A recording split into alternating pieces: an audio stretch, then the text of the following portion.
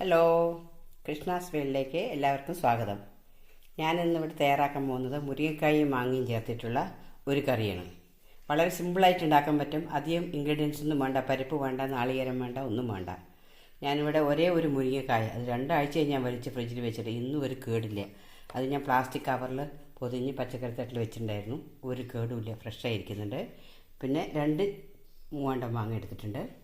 പിന്നെ കറിവേപ്പില, പിന്നെ വേണ്ടത് മഞ്ഞൾപ്പൊടി, മുളക് പൊടി, ഇത്രയും സാധനം മാത്രം മതി. പിന്നെ താളിക്കാൻ വേണ്ടി കടുകും 2 ഉലുവയും ഒരു പറ്റൽമുളക്, എണ്ണ നിങ്ങൾക്ക് ഏത് വേണമെങ്കിലും ഉപയോഗിക്കാം.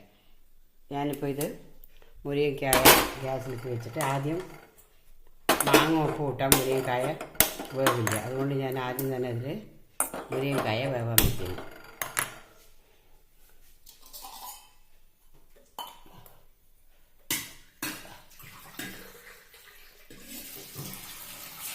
ഒരു ഗ്ലാസ് വെള്ളം വെച്ചിട്ട് മുരിങ്ങക്കായ ഒന്ന് വേവാൻ വെച്ചിട്ടുണ്ട്.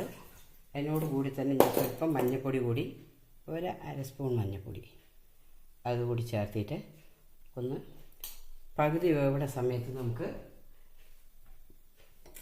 മാങ്ങ ചേർത്തി കൊടുക്കാം. ഇതൊന്ന് വെന്ത് വരട്ടെ. നമുക്കിതൊന്ന് തുറന്ന് നോക്കാം. മുരിങ്ങക്കായ പകുതി വെന്തിട്ടുണ്ട്. നമുക്ക് ഈ സമയത്ത് ഇതിലേക്ക് മാങ്ങ ചേർത്തി കൊടുക്കാം. മാങ്ങയുടെ തോലൊന്നും കളയേണ്ട കാര്യമില്ല.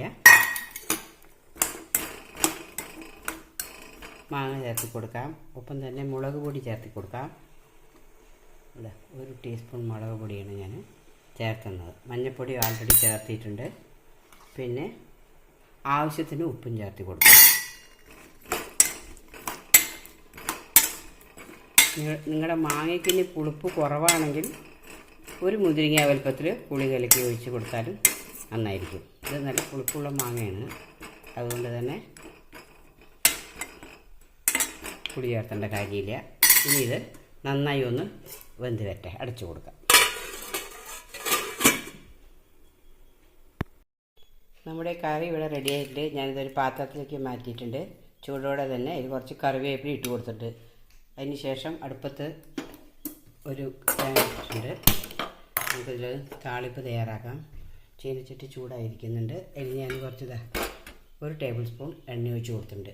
ഏതെണ്ണ വേണമെങ്കിലും ഉപയോഗിക്കാം.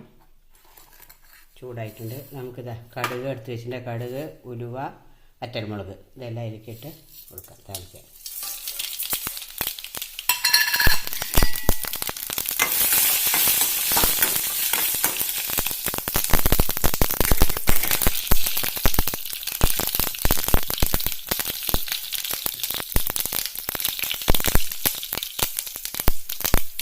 കറിവേപ്പില കത്തി ഇതിലേക്ക് ചേർത്ത് കൊടുക്കാം.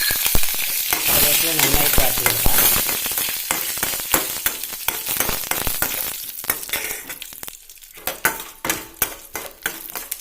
നമുക്ക് ഗ്യാസ് ഒന്ന് ഓഫ് ചെയ്യാം. കടുക് ഇതാണ്ടൊക്കെ പൊട്ടിക്കഴിഞ്ഞിട്ടുണ്ട്.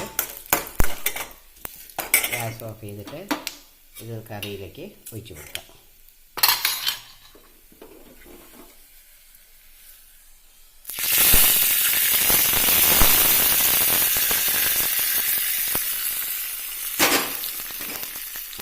ഈ കറിക്ക് നല്ല ടേസ്റ്റാണ്.